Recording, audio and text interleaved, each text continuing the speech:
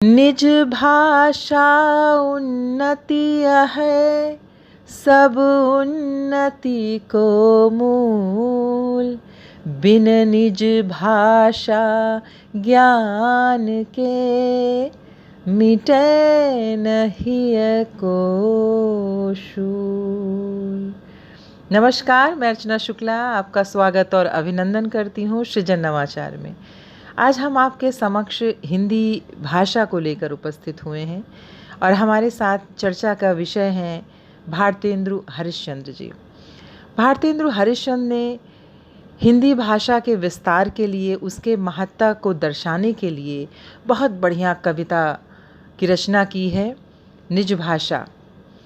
और उन्होंने बताया है कि अगर हमें निज भाषा का ज्ञान नहीं होता है, उसका विस्तार नहीं होता है, तो हमारी समृद्धि, हमारा विकास वहीं रुक जाता है। भारतेंदु हरिश्चंद्र जी का जन्म सन 1850 ईस्वी में काशी में हुआ था।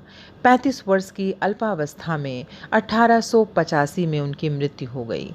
इस अल्पावस्था में उन्होंने माँ भारती की बहुत सेवा की। वो बहुमुखी प्रतिभा के धनी साहित्यकार थे। उनको बहुत सारी भाषाओं का ज्ञान था, लेकिन हिंदी भाषा से उनका अटूट लगाव था और उसको आगे बढ़ाने के लिए उन्होंने बहुत प्रयास किया।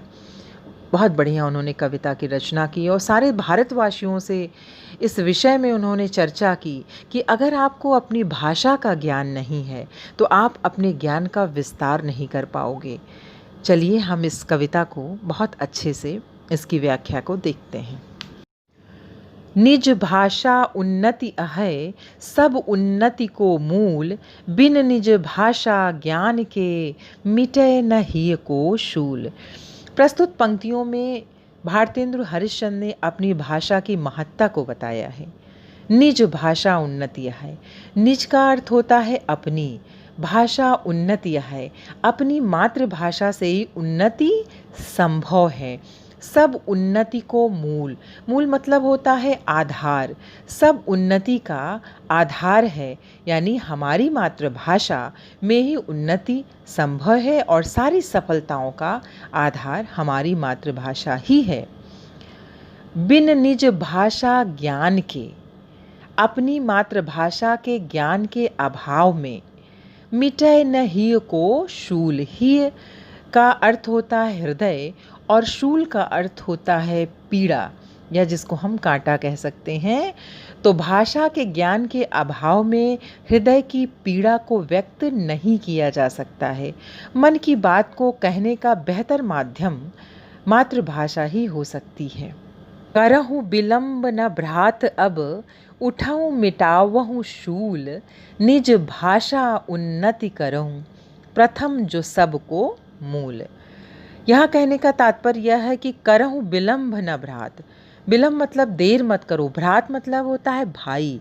करहूँ विलंब न भ्रात, हे भाइयों अब उठो, देर मत करो। उठाऊँ मिटावहूँ शूल, और क्या मिटाना है? अपनी पीड़ा को, अपने दर्द को ख़त्म करो। निज भाषा उन्नति करहूँ, अपनी निज भाषा यानी अपनी भाषा, अपनी मातृभाषा की उन्नति का प्रयास करो।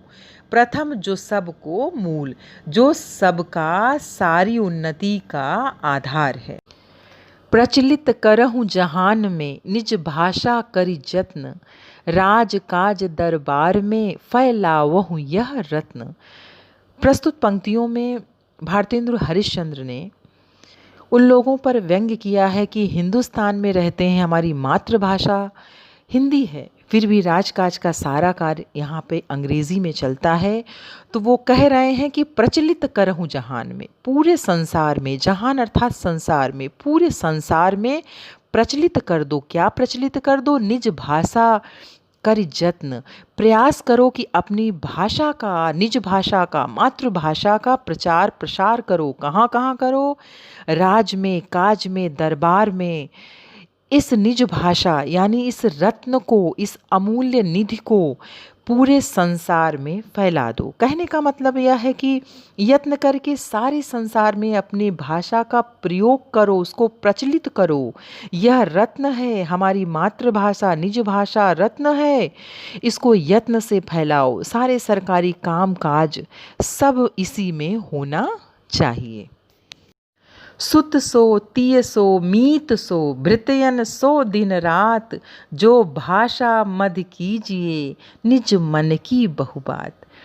प्रस्तुत पंक्तियों में कवि कह रहे हैं कि सुत सो यानी पुत्र से, तिय सो अर्थात पत्नी से, मीत सो मित्र से, भृतयन सो सेवकों से या नौकरों से, दिन रात निज मन की बहुबात, अपने मन की, निज अर्थात अपने मन की बहुत सारी बातें, बहुबात अर्थात बहुत सारी बातें करिए, लेकिन उसका माध्यम क्या होना चाहिए? जो भाषा मद कीजिए, यानी जिस भाषा से आप बात करिए उसका माध्यम अपनी भाषा होनी चाहिए, अर्थात मातृभाषा होनी चाहिए।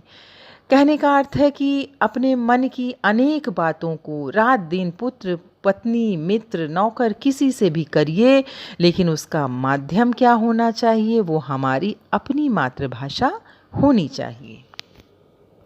निज भाषा निज धर्म निज, मान करम व्यवहार, सभय बढ़ावहु बेग मिले, कहत पुकार पुकार। प्रस्तुत पंक्तियों में कवि कह रहे हैं कि निज भाषा अपनी भाषा, निज धर्म अपना धर्म, निज मान अपना मान सम्मान, अपना कर्म और अपना व्यवहार, सभई बढ़ावहु बेग मिली। सभी ये बढ़ाते हैं, शीघ्रता से बढ़ाते हैं। जब ये सब मिल जाते हैं तो ये शीघ्रता से आपकी उन्नति का मार्ग प्रशस्त करते हैं। कहत पुकारी पुकारी, कहने का आशा है कि अपनी भाषा, अपना धर्म, अपना मान सम्मान, अपने कार्य और व्यवहार जब ये सब मिलते हैं तो प्रगति का मार्ग प्रशस्त होता है। पढ़ो लिखो को लाख विध, भाषा बहुत प्रकार, पै जबहि कछु सोची हो निज भाषा अनुसार। कहने का आशा है कि पढ़ो लिखो को लाख विध, आप अनेक प्रकार से, चाहे जितने प्रकार से पढ़ाई लिखाई करिए, अनेक भाषाएं सीखी जाएं, लेकिन जब आप कुछ सोचिए, पै जब ही कछु सोचिए, लेकिन जब आप कुछ भी सोचिए तो निज भाषा अनुसार, अपने भाषा के अनुसार सोचिए। उससे क्या होता है कि आपके ज्ञान का विस्तार बढ़ता है, आपको अनेक भाषाओं का ज्ञान होगा। लेकिन जब उस अपनी मातृभाषा में, अपनी निज भाषा में जब उस चीज़ को हम सोचने का प्रयास करेंगे तो उससे 3 गुना ज्ञान का विस्तार आपके अंदर हो जाएगा। अंग्रेजी पढ़ के जतपि सब गुण होत प्रवीण, पै निज भाषा ज्ञान बिन रहत हीन के हीन। यहाँ कवि ने बहुत सुंदर बताया है कि अंग्रेजी पढ़ने वाला सर्वगुण संपन्न अपने आप को लगाता है और सर्वगुण संपन्न और चतुर समझने लगता है।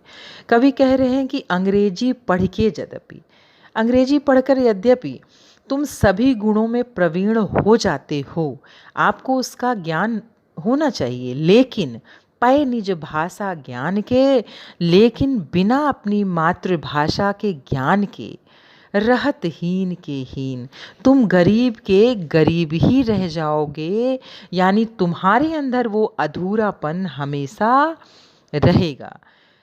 कवि का इस पूरी कविता में कहने का आशय यह है कि जो बात हमारी मातृभाषा में होती है, अपने ज्ञान का विस्तार अपनी मातृभाषा में जितने अच्छे से लोगों को हम समझा सकते हैं, उतना दूसरी भाषाओं में हम नहीं समझा सकते हैं। संपूर्ण कविता में भारतेंदु हरिश्चंद्र ने अपनी भाषा का महत्व बताया। उन्होंने कहा सारी भाषाओं का ज्ञान होना अच्छी बात है, लेकिन सारी भाषाओं का ज्ञान हो जाए और अपनी मातृभाषा का ज्ञान ना हो, ये हास्यास्पद है। इसी बात पे मैंने लिखा है कि जो अपनी माँ को नहीं जानता वो अपनी चाची को, अपनी आंटी को क्या जानेगा। मान लीजिए आपके अंदर ज्ञान का भंडार है, आप कोई विषय लेकर सभा में बैठते हैं, हिंदी भाषी प्रदेश में बैठते हैं और अंग्रेजी में अपना व्याख्यान शुरू कर देते हैं, तो उससे होता क्या है? 10% जनता को लाभ मिलता है और 90% जनता खाली आपके मुख को देखकर वहाँ से वापस लौट आता है। तो क्या आपका ज्ञान का विस्तार हुआ? क्या आपके ज्ञान का लाभ उस जनता को हुआ? नहीं। तो कहने का आशय उनका यह है कि आप सारी भाषाओं के ज्ञाता लाख रहिए, लेकिन निज भाषा का आपको ज्ञान होना चाहिए। हमारा माध्यम हमारे देश में हिंदी भाषा होना चाहिए। धन्यवाद।